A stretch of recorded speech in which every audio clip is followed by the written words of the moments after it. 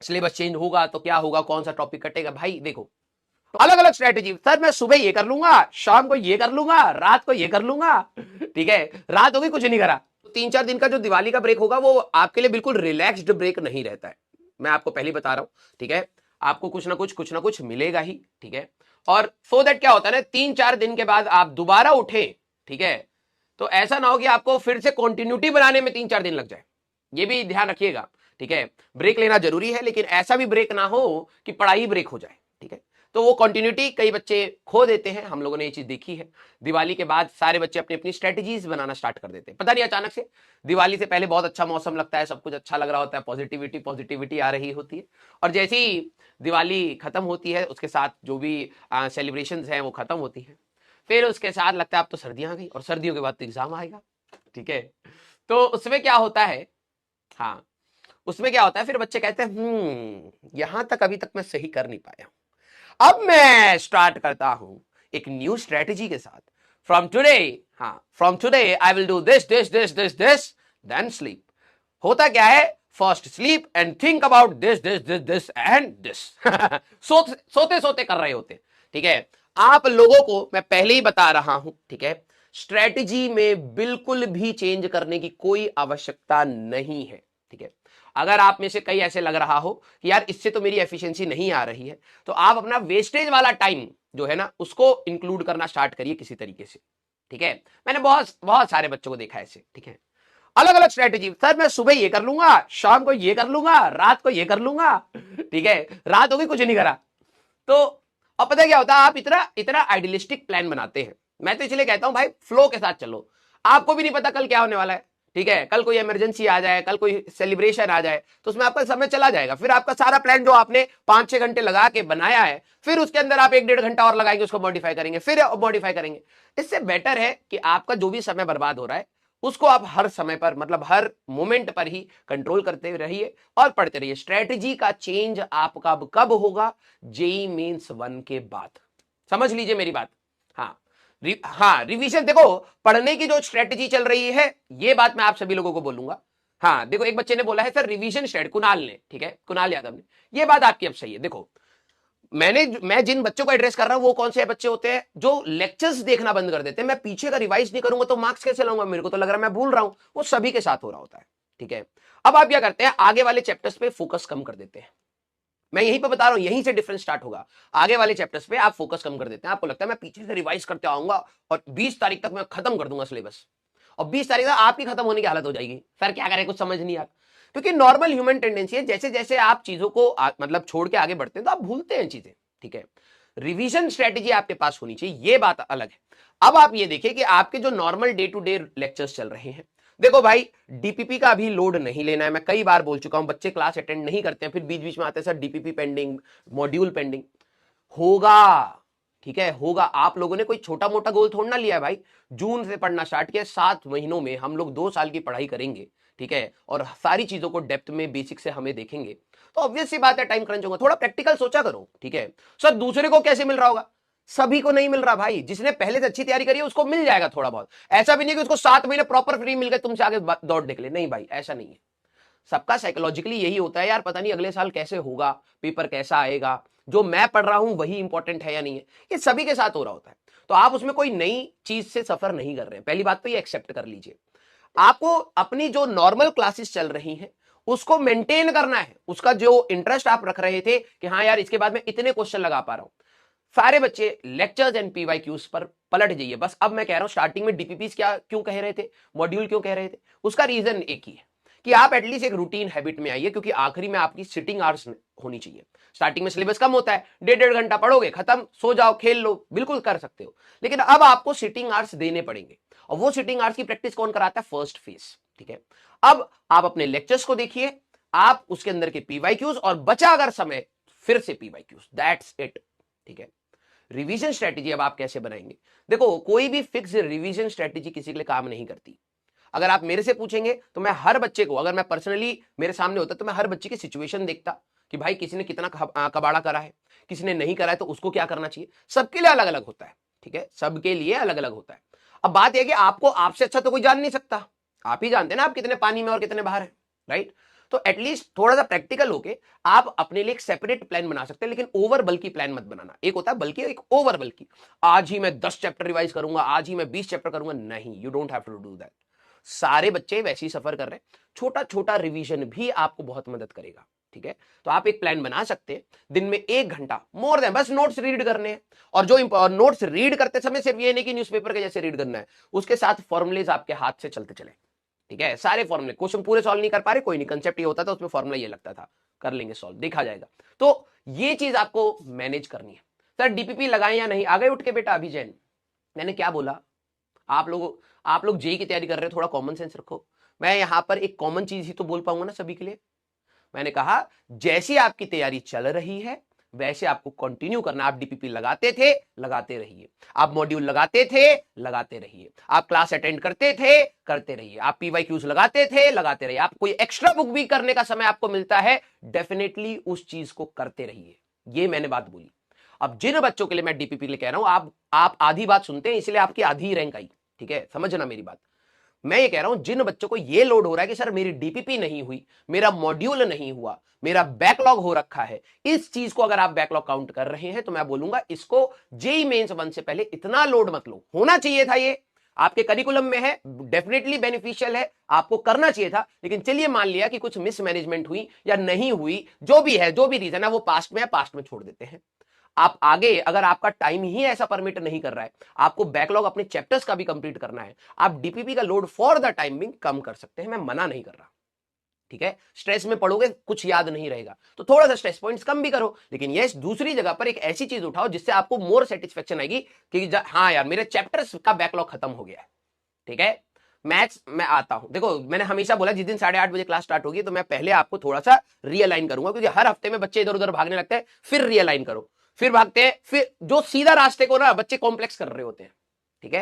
हाँ, तो मैं आप सभी लोगों को बोल रहा हूं आसान है यहां से, ठीक है, टफ नहीं है। डिसिप्लिन्ड होके अगर आप करोगे आपको कोई दिक्कत नहीं आएगी, लिटरली बता रहा हूं। तुमने इतने सारे बच्चों के सिलेक्शन की स्टोरी सुनी है, ठीक है। मेजॉरिटी बच्चे ना डिसिप्लिन्ड ही होते हैं, मेजॉरिटी। देखो कुछ बच्चे बहुत तेज होते हैं कि थोड़ा बहुत इधर उधर शैतानी वैतानी भी करी, ठीक है, कभी टाइम वेस्ट भी करा, हो गया सिलेक्शन, लेकिन मैं उनको थोड़ा ना आइडल बनाऊंगा।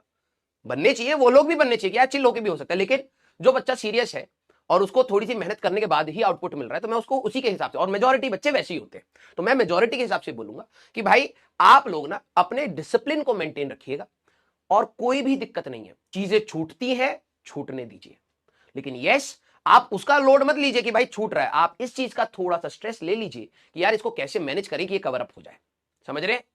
यस। हाँ, अब एक चीज, अच्छा आप लोगों में से देखो पॉजिटिव माइंडसेट कितना इंपॉर्टेंट है, कितना इंपॉर्टेंट है इस टाइम पर, ठीक है। देखो कुछ बच्चे मैथ से परेशान है, कुछ बच्चे डेफिनेटली फिजिक्स से परेशान होंगे, कुछ बच्चे डेफिनेटली केमिस्ट्री से परेशान होंगे।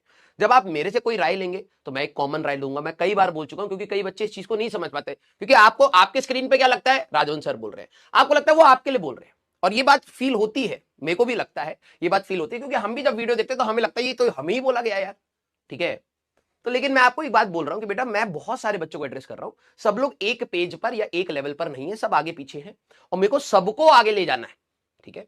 मैं चाहता हूं आप में से सभी लोग आगे ले जाए, तो थोड़ा सा कभी भी जब आपकी लाइफ में प्रॉब्लम्स है ना, थोड़ा प्रैक्टिकल सोचिए। अब एक सवाल मैं आपसे पूछता हूं, आप सभी लोगों ने स्टार्टिंग में ये जरूर सोचा होगा कि यार इस बार हम ड्रॉप ले रहे हैं ना, तो सब कुछ अच्छे से करेंगे, सारी चीजें अच्छे से, सारे डीपीपी, सारे चैप्टर्स, सारे questions, everything from the scratch but to the best, ये आपने सबने सोचा होगा, क्योंकि मैं भी ड्रॉपर हूं, मैंने भी यही सोच के ड्रॉप लिया था कि यार ठीक है कुछ कमियां रहेगी लेकिन इस बार नहीं होने दूंगा। अच्छा एक बात बताओ, क्या ऐसा हो सकता था कि आपको फिजिक्स के सारे टॉपिक समझ आ जाए, सारे 100%, चाहे कितना भी अच्छा टीचर क्यों ना हो, ठीक है, या कितना भी बेकार टीचर क्यों ना हो? आपको क्या लग रहा है, खुद के लिए कह रहा हूं, इस पे एनालाइज मत करना कि भाई दूसरे ने क्या कराया क्या नहीं कराया, वो अपने बेस्ट ही दे रहा है, हर टीचर आके अपना बेस्ट दे रहा है, लेकिन मैं ये कह रहा हूं आप भी अपना बेस्ट दे रहे हैं। बात है यहाँ पे प्रैक्टिकल होकर सोचने की। क्या आपको ये चीज लगती है कि सारे टॉपिक्स इक्वली इंटेलेक्ट लेवल के होते हैं कि आप उसको ग्रेस्प कर पाए? नहीं, नहीं, नहीं होता। अगर आपको लग रहा है कि नहीं सर फिजिक्स के भी सारे टॉपिक्स, केमिस्ट्री के भी सारे टॉपिक्स और मैथ्स के भी सारे टॉपिक्स को मैं एक ही स्पेक्ट्रम में रख के समझ सकता हूं, यू कांट। अब ये तो एक जनरल प्रॉब्लम हो गई, सबके साथ, सभी के साथ होता है भाई। किसी को फिजिक्स खराब लगेगी, किसी को मैथ्स खराब लगेगी, किसी को केमिस्ट्री खराब लगेगी, किसी को रटना खराब लगेगा, किसी को फॉर्मूला खराब लगेगा, किसी को कंसेप्ट खराब लगेगा, ये सबके साथ इशू होता है। तो इस पर रोने से बेटर क्या हो सकता है? रोने से बेटर क्या हो सकता है? जो वो चैप्टर डिमांड कर रहे हैं, देखो फिजिक्स में भी कई चैप्टर कुछ कैलकुलेशन डिमांड करते हैं, कुछ कंसेप्ट डिमांड करते हैं, कुछ बहुत ज्यादा आपका क्रिटिकल थिंकिंग डिमांड करते हैं। सब चैप्टर की डिमांड अलग है। आप क्या लेते हैं? कांस्टेंट पिच से लेके चलते हैं। मैथ्स के साथ जो मेरे को प्रॉब्लम हुई थी मैं वही बता रहा हूं, और वो कईयों के साथ होती है। फिजिक्स और केमिस्ट्री का एटीट्यूड अगर आपने मैथ्स में डाल दिया, आपकी मैथ्स खराब है, सीधे बता रहा हूं। और ये ऐसा नहीं है, मैं आपको अभी भी बता रहा हूं, ये ऐसा नहीं है कि नहीं सर आपने बोला मैं तो देता हूं मेहनत। ये स्टार्टिंग से चल रही होती है मैथ्स। मेरे को पता है मेरी मैथ्स सीधे 11वीं में खराब नहीं हुई है भाई, मेरी मैथ्स खराब हुई है कि 6ठी क्लास में, जब मेरे को बेसिक चीजें बताई जाती थी ना, मेरे को नहीं इंटरेस्ट आता था। अब वो जो भी रीजन हो, मेरी मैथ्स पहले से खराब थी। उसका जो कहते हैं ना, जैसे आप एक स्मॉल एंगल बनाओगे ऐसे करके, जैसे जैसे आप उससे आगे जाते चले जाओगे तो आपका ये वाला जो आर्क लेंथ है वो बढ़ता चला जाएगा, ये आर्क लेंथ बढ़ता चला जाएगा। 6ठी क्लास में जो मैथ्स का डिवीजन मेरे साथ आया, कंसेप्ट यहां चल रहा है मैं इधर चल रहा हूं, तो मेरे को लगता है छोटा सा है, ठीक है 10-15 मार्क्स चले गए, कोई दिक्कत नहीं है। जब 10वीं तक आए तो वो डिवीजन थोड़ा बड़ा फील होने लगा, यार पता नहीं यार बड़ी दिक्कत वाली मैथ्स लग रही है। जब आप 11वीं क्लास में गए तो वो डिवीजन आपका एंगल सेम है, आर्क लेंथ, वो मैथ्स यहां मैथ्स है और यहां आप हो, ठीक है, ये बढ़ता दिखता चला जाता है। ऐसा नहीं है बेटा कि अचानक से टॉपिक टफ है और आप बहुत तेज थे और अचानक से खराब हो गया, नहीं। उस सब्जेक्ट की मैंने अभी भी बता रहा हूं, मैंने ratio, compound interest, simple interest, percentage, basic calculation, इस पे ध्यान ही नहीं दिया। और मैथ्स बिना इन सब चीजों के लिए अपने स्कूल टाइम में, बिना इन सब चीजों के लिए आप नहीं कर सकते, सच बता रहा हूं, मेरा ये प्रॉब्लम है और ये कईयों के साथ होगा, ठीक है। अब क्या हो रहा है, जब आप हाई लेवल की मैथ्स कर रहे हो तो आपको बहुत बड़ा गैप दिख रहा है, आपको एक बहुत बड़ा गैप दिख रहा है। और इसके बाद अगर आपको मौका मिलेगा ना कि भाई मैथ्स रखनी है या नहीं रखनी, आप छोड़ दोगे। मेरे को अगर मौका रहता कि भाई बीटेक में से आप मैथ्स को ऑप्शनल रख सकते हो, मैं रख देता। मैं कहता भैया इससे बड़ा आर्क मैं और सफर नहीं करना चाहता, समझ रहे हो? क्योंकि इसमें एक और लाइन भी चलती है, इसमें बीच में एक लाइन भी चलती है 50% पासिंग मार्क्स की। आप धीरे धीरे उस डेविएशन से 50% पासिंग मार्क्स से क्रॉस कर जाते हैं, फिर आपको लगता है भाई सब चौपट हो रहा है, ठीक है।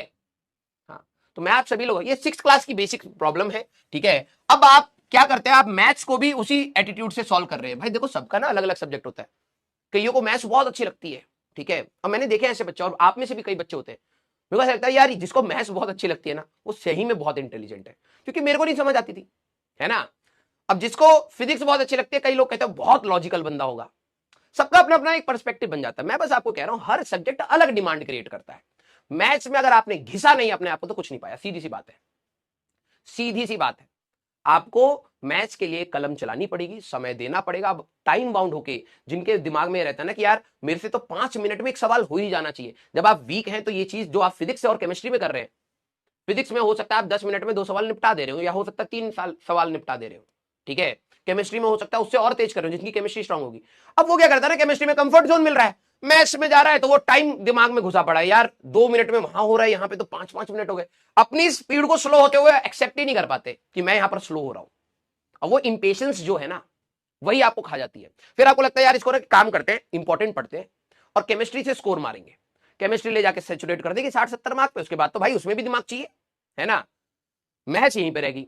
एक्चुअली में आपको ये बैलेंसिंग करनी चाहिए थी, लेकिन आपने क्या करा, इंटरेस्ट के हिसाब से चले गए, ठीक है। ये होता है, ये मेरे साथ हुआ है। तो मैं आप सभी लोगों को बोलूंगा अभी भी समय है, जिनको देखो भाई एग्जाम से पहले 10 या 20 दिन पहले, ठीक है, एग्जाम से 10 या 20 दिन पहले आप अपने वीकनेस पर काम नहीं करते, आप अपने स्ट्रेंथ पर काम करते हैं। हम लोग एग्जाम से पहले आपको हर वही चीज बताते हैं जो आपकी स्ट्रेंथ बन पाए, है ना। इंपॉर्टेंट क्या है, ये फॉर्मूले इंपॉर्टेंट, ये ग्राफ इंपॉर्टेंट, हमारे पास ये क्वेश्चंस इंपॉर्टेंट। अब उसको स्ट्रेंथ बनाने की बात है। वीकनेस पे काम करने का समय कब होता है, पूरा साल। और आखिरी के जो मोमेंट हैं जो जिसमें आप स्ट्रेंथ पर बात करते हैं, वो तभी बन पाएगा जब आप वीकनेस पे पूरा साल काम करते हैं। लेकिन प्रॉब्लम ये है, जब आप सब्जेक्ट्स के पास जाते हैं तो आप मैथ्स, अगर जिनका मैथ्स खराब है जैसे मेरा था, तो मैं क्या करता था, अपने वीकनेस पे काम ही नहीं करा। वीकनेस जहां केमिस्ट्री और फिजिक्स में जो थोड़ी बहुत थी उनको स्ट्रॉन्ग कर लिया, तो आखिरी में मेरे को वही स्ट्रेंथ दिख रहा था। और जहां काम करने का समय था, जहां टाइम रिक्वायर्ड था देने, मैंने दिया नहीं, ठीक है। तो आप सभी लोगों को मैं ये बात बोलूंगा, मैथ्स सभी को तंग करती है, ठीक है। मेजॉरिटी लोगों को तंग करती है, कईयों को देखो, हाँ गौतम है, आई लव मैथ्स, मैंने बहुत ऐसे बच्चे देखे हैं, उनके लिए तो भाई रिस्पेक्ट आ जाती है कि भाई इस एज पे तुम इतना सारी चीजें सोच पा रहे हो, बहुत अच्छी बात है, ठीक है। एंड आप सभी लोगों को अपने सिलेक्शन के हिसाब से पढ़ना है, ठीक है यार, कुछ क्वेश्चन नहीं हो रहे, नहीं हो रहे, लेकिन यस इजी और मीडियम भी तो मैथ्स में आते होंगे, ठीक है, नंबर ऑफ क्वेश्चंस कम होते हैं, सब 5 ही सवाल थे मीडियम में, 2 सवाल इजी के थे, ठीक है, अरे 7 तो करा, 7 तो करा, नहीं हो रही नहीं हो रही, लेकिन वो कब सोचेगा तू, एग्जाम से 10 दिन पहले। लेकिन अभी से अगर आपने ये सोच लिया कि मैं तो सिर्फ इजी और मीडियम पे ही टिका रहूंगा, तो बेटा जब आपका टारगेट यही है तो नीचे भी मिलेगा, ठीक है, मीडियम में भी गलतियां होनी स्टार्ट हो जाएंगी, क्योंकि टफ क्वेश्चंस आपको कुछ ऐसी चीजें भी सिखाते हैं जो आप medium questions, medium level of question या इजी लेवल ऑफ क्वेश्चंस में होल्ड करके रखते हैं। हाँ यार ये ऐसा था, इस वाले क्वेश्चन में ये चीज की ट्रिक लगा सकते हैं, ठीक है, यस।